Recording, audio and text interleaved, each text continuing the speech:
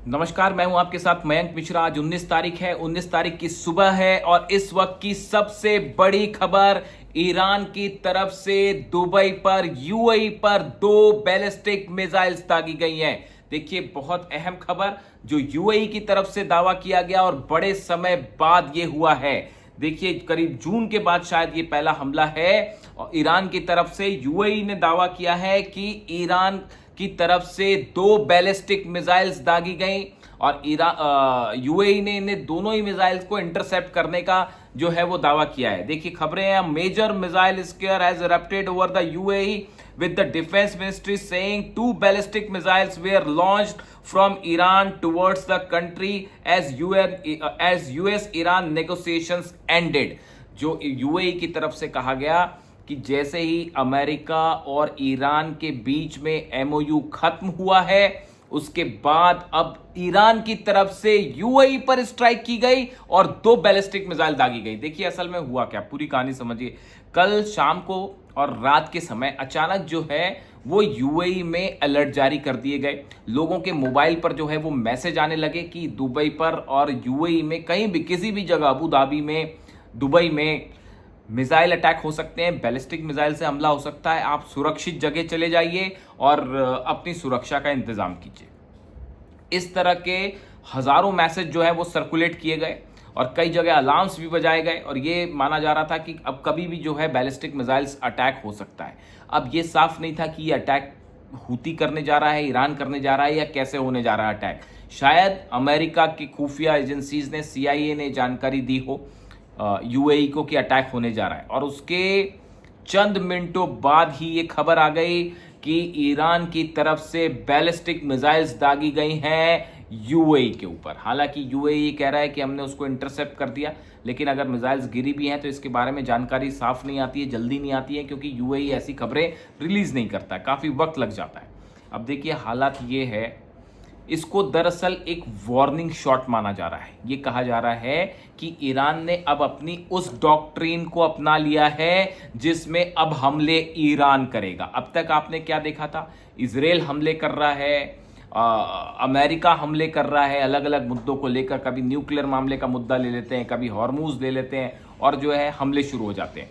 लेकिन अब जो है वो ईरान ने जो अपनी नई नीति तय की है उसके तहत हमले हो रहे हैं। देखिए, मुस्तफा खामनेई साहब की जो नई टीम आई है, मोहसिन रजाई साहब जब से आए हैं, उसके बाद से ये नई रणनीति ईरान ने अपनाई है। अब उसका नतीजा ये देखने को मिल रहा है।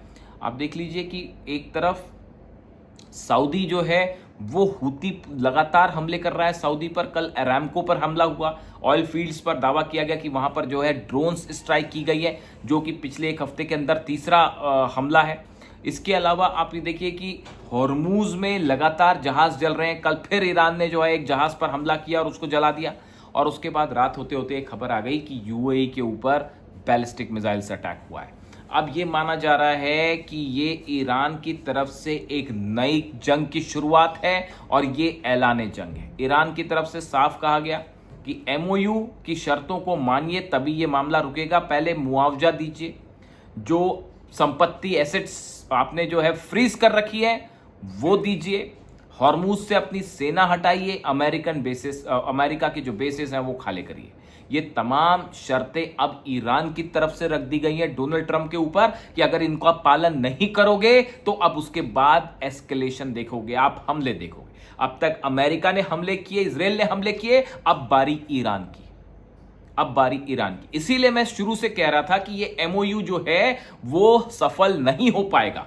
आप मेरे जितने दर्शक हैं जो मुझे सुन रहे हैं, जिस दिन एमओयू साइन हुआ था मैंने आपसे क्या कहा था, एकमात्र हिंदुस्तान का ये वीडियो है जिसमें मैंने ये कहा। देखिए, पूरे दुनिया में चर्चाएं चल रही थी कि अब एमओयू हो गया, अब शांति हो जाएगी, ईरान और अमेरिका में समझौता हो गया। मैं आपसे बार बार ये कह रहा था, अली खामनेई साहब के खुद के शब्द थे कि अमेरिका पे, डोनाल्ड ट्रंप पर विश्वास नहीं किया जा सकता। और कौन सी शर्त अमेरिका ने पूरी की एमओयू को, बताइए।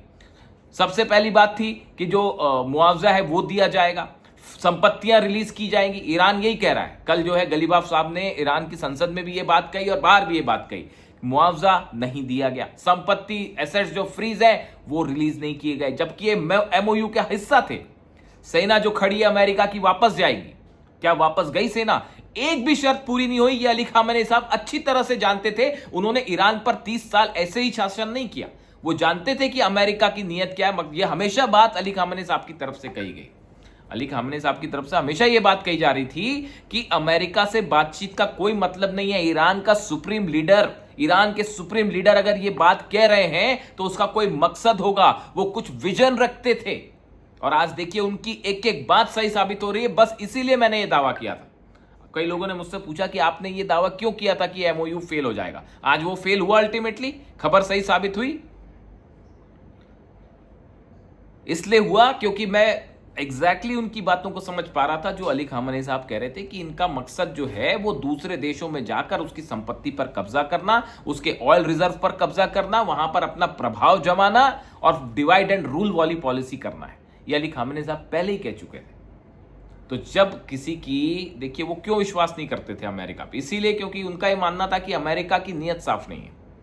और जब अगर ये हालत है तो ऐसे में फिर डील कैसे हो सकती। इसीलिए मैंने कहा था डील नहीं होगी और अंततः खामेनी साहब की बात एकदम सच साबित हुई और हमारा प्रिडिक्शन एक बार फिर सही साबित हुआ। आप जानते हैं तमाम दावे जो है, चाहे अमेरिकन जेट्स को गिरने को लेकर हो, चाहे जो नुकसान हुआ बेसिस जलने को, हमारे तमाम दावे साबित हुए सही। आप जान ही रहे हैं इस बात को। और एमओयू अंततः कैंसिल है। कल डोनाल्ड ट्रंप ने क्या कहा? डोनाल्ड ट्रंप ने यह कहा, पहली बात तो ऑफिशियली अब एमओयू खत्म हो चुका है। दूसरी बात, अब इजराइल की डायरेक्ट एंट्री होने जा रही है, यानी इजराइल अब इस जंग को लीड कर सकता है। डोनाल्ड ट्रंप ने एक इंटरव्यू में बात कही कि अब इस पूरी जंग में इजराइल की डायरेक्ट एंट्री होगी, मतलब इजराइल हमला करेगा। उन्होंने ये भी कहा कि अमेरिका और इजराइल की सेना मिलकर हमला करेगी। इससे ज्यादा क्लियर इंडिकेशन और क्या होगा कि आगे क्या होने वाला है। और इसी की तैयारी में ईरान जुटा हुआ है।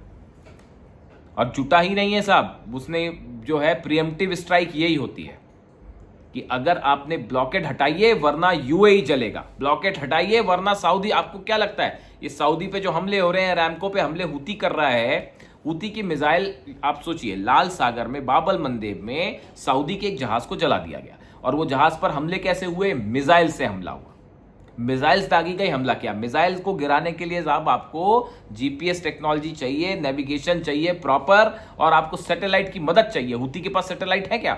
नहीं है सैटेलाइट। मदद कौन कर रहा है?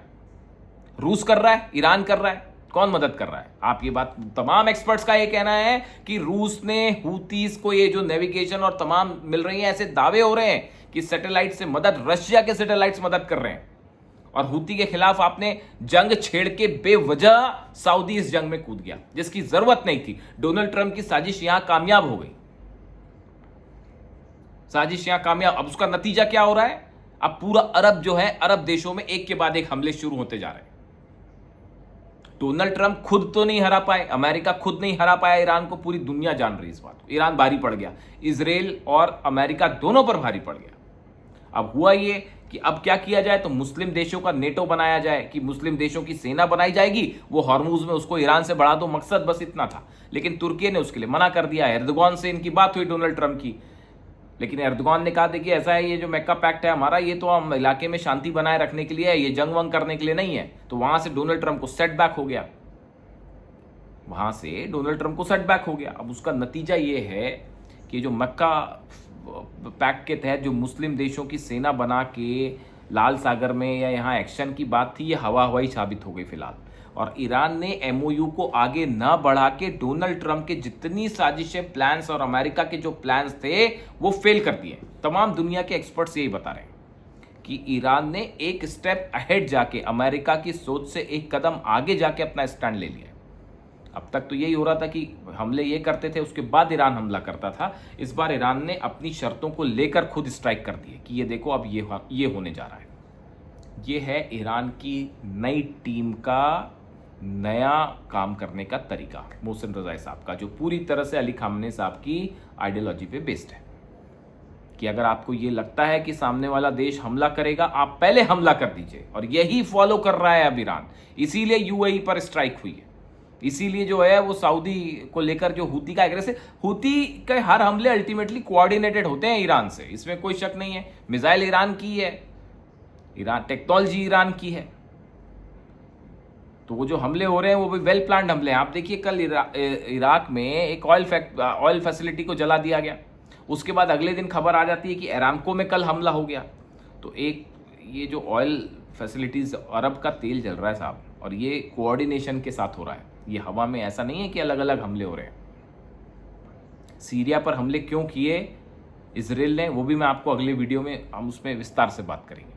लेकिन फिलहाल हालात ये है कि पूरे अरब में एक बार फिर बड़ी जंग जो है वो दस्तक दे रही है, और इस बार हालात और बिगड़ सकते हैं, क्योंकि अब किसी भी तरह की टॉक और जितने मध्यस्थ थे वो सब फेल हो चुके हैं। ओमान की कोशिश, कतर की कोशिश, पाकिस्तान की कोशिश सब फेल हो चुकी है। ईरान कुछ सुनने को राजी नहीं है। ईरान ने अपनी शर्तें साफ कर दी। कल गलीबाफ साहब को मैं सुन रहा था, उन्होंने संसद में भी बात कही, हमारा मुआवजा पहले दीजिए, जो ईरान पर हमला करके आपने नुकसान पहुंचाया है, ब्रिजेस को, रेलवे स्टेशन को, आम लोगों के घरों पर हमले हुए, जो नुकसान हुआ है, पहले तो वो मुआवजा पे करिए। फिर उसके बाद जो हमारी फ्री संपत्ति है अरबों डॉलर की, वो रिलीज करिए। एमओयू में आप तमाम साइन करते रहे कि 26 अरब डॉलर रिलीज होंगे, फिर हुआ कि 13 अरब डॉलर रिलीज होंगे, फिर हुआ 6 होंगे। ये तमाशा बंद, आप पहले रिलीज करिए, वरना हमले झेलिए। अब आप घर तक छोड़ाएंगे आपको, आपके जहाजों को, ये कहना है ईरान का। तो अब मामला ये है कि ये शर्तें ईरान की तरफ से साफ है। डोनाल्ड ट्रंप का कहना है कि सीजफायर अब आगे नहीं बढ़ेगा, एमओयू कैंसल है। इजराइल जंग में आखिरी रास्ता है, आखिरी जो ट्रंप कार्ड है वो ये कि नेतन्याहू को आगे करते हुए हमला किया जाए, और चूंकि इलेक्शंस है वहां पर, नेतन्याहू चुनाव हारने जा रहे हैं, इस तरह की इनपुट्स हैं। अगर चुनाव को टालना है तो ठीक चुनाव के पहले हमला कर दीजिए और ये कह दीजिए कि अभी जंग हो रही है इसलिए चुनाव नहीं किया जा सकता। ये भी एक बड़े प्लान का हिस्सा है साहब। कई एक्सपर्ट ये भी बता रहे हैं कि ये भी एक प्लान का हिस्सा है कि जैसे ही इसराइल में चुनाव का वक्त करीब आएगा, हमला हो जाएगा ताकि इसराइल में चुनाव टाल दिए जाए, क्योंकि वो तो हारने जा रहे हैं नेतन्याहू। वहाँ पर जो सोर्सेज बता रहे हैं, खासा गुस्सा है लोगों में नेतन्याहू की नीतियों के खिलाफ। इकोनॉमी का भट्टा बैठा हुआ है, बहुत भयंकर जो है खर्चा हो गया इसराइल का। तो अब इन हालात में ये यूएई पर हमला, ये शुरुआत है अरब और ईरान के बीच बड़ी जंग। इसराइल और अमेरिका, जिस तरह से बताया जा रहा है, जो ट्रंप के बयान है कि अब इसराइल की एंट्री होने वाली है, यानी पूरे मिडिल ईस्ट में एक बड़ी जंग छिड़ सकती है। और इस समय सबसे बड़ी चर्चा यूएई पर हुए स्ट्राइक्स की। मेरी कोशिश है हर हमले के पीछे के मकसद, इनसाइड स्टोरी में आप तक पहुंचाऊं। वीडियो कैसा लगता है कमेंट करके ज़रूर बताइए, इसको ज़्यादा से ज़्यादा शेयर करिए। देखिए, बड़ी कोशिशों के साथ इसे स्टार्ट किया है, एक विशेष मकसद के साथ कि हर वो जानकारी दर्शकों तक पहुंचे जो सामने दिखाई नहीं देती है। खबरें तो पहुंच जाती हैं कि साहब यहाँ हमला हुआ, वहाँ हमला हुआ, लेकिन उसके पीछे का मकसद क्या है, ये आप तक पहुंचाने की कोशिश है। इसीलिए चैनल स्टार्ट है। ज़्यादा से ज़्यादा लोगों तक शेयर कीजिए, सब्सक्राइब कीजिए। Thank you so much.